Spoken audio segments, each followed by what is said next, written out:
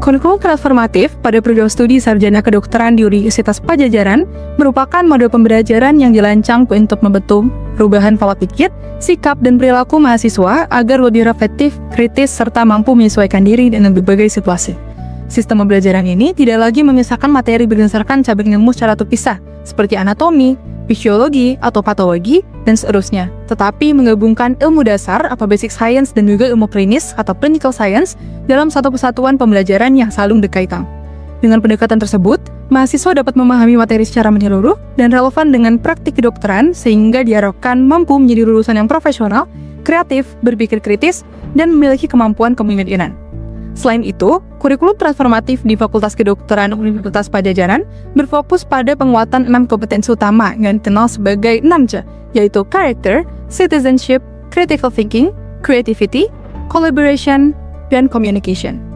Keenam kompetensi ini dikembangkan untuk mempersiapkan mahasiswa menghadapi tantangan di bidang kesehatan secara efektif dan juga adaptif.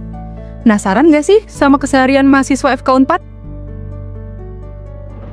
Di FK4 sendiri, proses pembelajaran tidak hanya berlangsung melalui perkuliahan di kelas atau mendengarkan penjelasan dosen saja, tetapi sistem pembelajarannya dibuat lebih komprehensif dan interaktif agar mahasiswa kedokteran dapat memahami materi secara menyeluruh. Kegiatan belajar utamanya terdiri dari beberapa metode, seperti tutorial, seminar pakar atau sekar, skills lab, lab activity, serta melakukan berbagai kegiatan di komunitas maupun masyarakat yang seringkali disebut sebagai ekstramural. Yang pertama, terdapat kegiatan tutorial yang dilaksanakan secara tatap muka setidaknya 3 kali dalam seminggu atau 18 kali dalam satu blok pembelajaran. Frekuensi ini dirancang untuk menciptakan interaksi yang intens antara mahasiswa dan juga tutor. Sistem tutorial di Fakultas Kedokteran Universitas Padjadjaran menggunakan konsep cross-year group, yaitu satu kelompok yang terdiri atas mahasiswa dari berbagai semester. Melalui sistem ini, mahasiswa dapat berdiskusi, saling berbagi pengalaman, serta membangun relasi yang baik dengan calon rekan sejawat yang sejalan dengan nilai kebersamaan yang dijunjung tinggi di FK4. Setiap kelompok tutorial didampingi oleh 1 hingga 2 tutor yang bertugas membimbing proses belajar secara menyeluruh. Pendampingan ini bertujuan untuk memantau perkembangan akademik maupun profesional dari mahasiswa secara berkesinambungan. Tutor juga akan melakukan evaluasi mingguan melalui rubrik observasi yang menilai pemahaman materi, tingkat partisipasi, dan juga sikap profesional mahasiswa. Selanjutnya, terdapat kegiatan sekar atau seminar pakar. Kegiatan ini berupa kuliah umum yang disampaikan oleh ahli di bidang tertentu, baik dari dosen maupun dokter di Fakultas Kedokteran Universitas Padjadjaran maupun institusi yang lain untuk memberikan wawasan yang luas kepada mahasiswa, baik pada bidang kedokteran, kesehatan, maupun bidang-bidang lain yang terkait. Topik yang dibahas menyesuaikan dengan sistem atau modul pembelajaran yang sedang berlangsung. Selain penyampaian materi, sekar juga dilengkapi dengan sesi diskusi dan tanya jawab, sehingga mahasiswa memiliki kesempatan untuk memahami materi secara lebih mendalam. Selain itu, terdapat kegiatan lab activity, yaitu pembelajaran berbasis laboratorium yang menekankan proses observasi serta praktik langsung. Kegiatan ini umumnya diawali dengan pretest, dilanjutkan pemaparan materi, kemudian sesi pengamatan dan praktik di laboratorium. Pada akhir kegiatan, mahasiswa akan mengikuti post-test untuk mengevaluasi tingkat pemahaman setelah proses pembelajaran berlangsung. Sementara itu, skills lab lebih berfokus pada pengembangan keterampilan klinis. Dalam kegiatan ini, mahasiswa dilatih melakukan berbagai kemampuan praktis seperti berkomunikasi dengan pasien, melakukan pemeriksaan fisik, hingga mempelajari tindakan medis dasar. Skills Lab memiliki peran penting karena membantu mahasiswa mempersiapkan diri menghadapi dunia klinis melalui pemahaman serta penerapan praktik kedokteran yang tepat. Selain kegiatan perkuliahan, mahasiswa juga terlibat langsung dalam aktivitas di komunitas atau masyarakat melalui berbagai blok pembelajaran. Kegiatan ini umumnya berupa upaya promotif dan juga preventif seperti screening kesehatan, edukasi, serta pemeriksaan dasar yang bertujuan untuk meningkatkan kesadaran dan derajat kesehatan masyarakat. Melalui kegiatan ini, mahasiswa tidak hanya mengembangkan keterampilan klinis dan komunikasi, tetapi juga menumbuhkan kepedulian terhadap kondisi kesehatan di lingkungan sekitar. Seluruh aktivitas tersebut dilaksanakan secara terintegrasi dalam kerangka Academic Health System, yang merupakan program prioritas FK4 untuk mendukung peningkatan kesehatan masyarakat, sehingga mahasiswa dapat berkontribusi secara nyata sekaligus belajar dalam konteks pelayanan kesehatan yang sesungguhnya. Kurikulum yang diterapkan dirancang untuk memastikan lulusan mampu mencapai kompetensi sebagai dokter sesuai standar kompetensi dokter Indonesia. Selama menjalani perkuliahan, mahasiswa juga memiliki banyak kesempatan untuk mengembangkan potensi, tidak hanya secara akademik tetapi juga soft skills, melalui berbagai kegiatan dan komunitas. Selain itu, mahasiswa FK 4 juga aktif berpartisipasi dalam berbagai kompetisi tingkat nasional maupun internasional dan telah meraih berbagai prestasi. Program studi ini juga menjalin kerjasama dengan berbagai institusi dan perguruan tinggi di berbagai negara, baik dalam bidang akademik, riset, maupun pertukaran mahasiswa. Didukung dengan jejaring layanan kesehatan yang luas di Jawa Barat, melalui Academic Health System, proses pembelajaran dirancang untuk membantu mahasiswa mencapai kompetensi secara optimal sebagai calon dokter. Nah selanjutnya, bagaimana sih sistem penilaian yang ada di FK 4? Di FK 4 sendiri memiliki berbagai macam penilaian, mulai dari MCQ, festival gagasan, esai gagasan, self-reflection, VBSA, dan juga SOKA.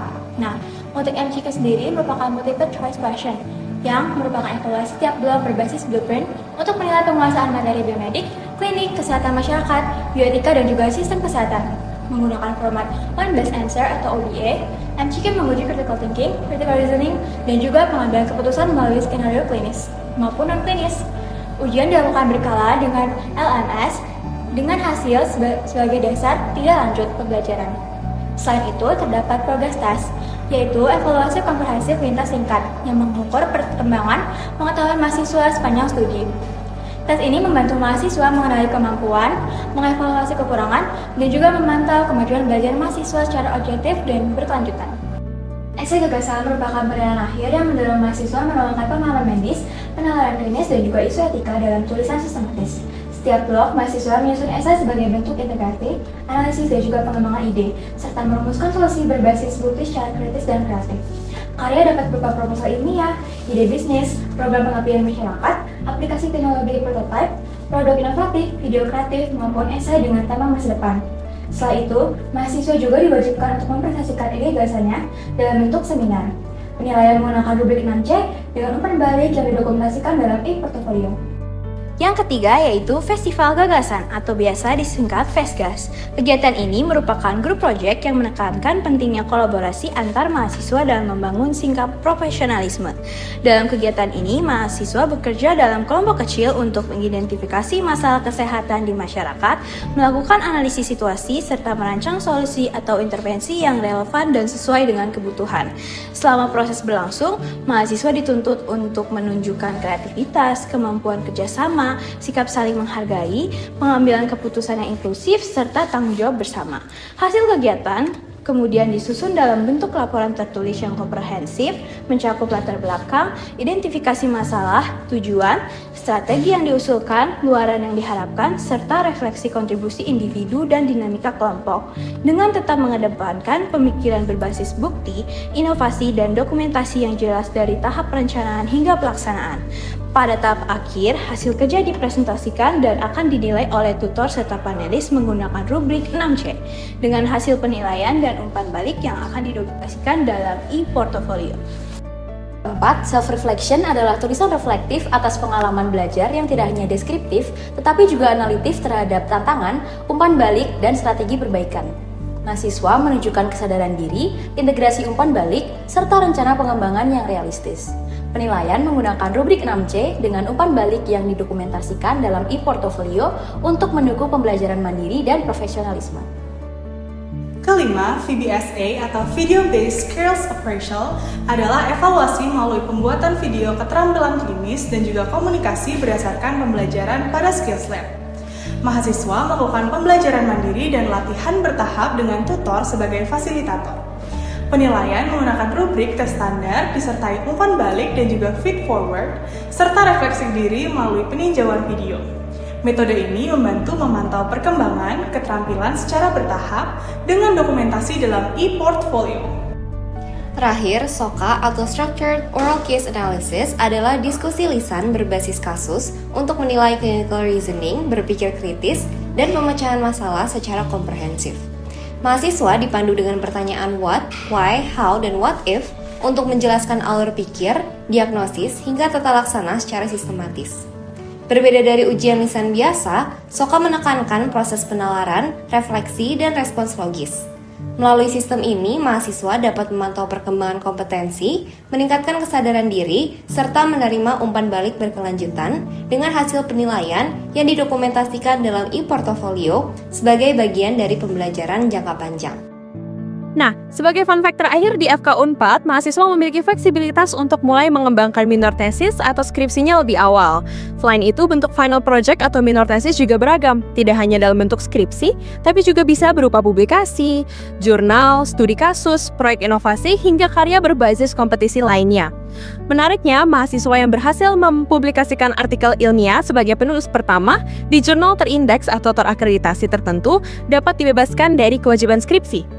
Selain itu, beberapa pencapaian seperti PKM, Timnas, atau kompetisi ilmiah lainnya juga dapat diakui sebagai bentuk akhir proyek yang juga dapat menggantikan skripsi dengan ketentuan yang sudah ditetapkan. Hal ini menunjukkan bahwa kesempatan untuk berkembang dan menghasilkan karya ilmiah di FK Unpad terbuka dengan luas dengan berbagai jalur yang fleksibel. Secara keseluruhan, kurikulum transformatif Prodi Sarjana Kedokteran Unpad menekankan penilaian pada aspek profesionalisme melalui pengembangan berkelanjutan dalam 6C, yaitu Character, Citizenship, Critical Thinking, Creativity, Collaboration, dan Communication. Melalui pendekatan ini, setiap mahasiswa diharapkan dapat bertumbuh sesuai dengan kapasitas terbaiknya masing-masing. Nah, sekarang gimana teman-teman? Sudah lebih paham kan tentang kurikulum dan berbagai kegiatan di FK Unpad? Kami tunggu teman-teman di kelas ya. Selamat datang di FK Unpad, selamat berproses, dan selamat bertumbuh menjadi dokter pemimpin masa depan.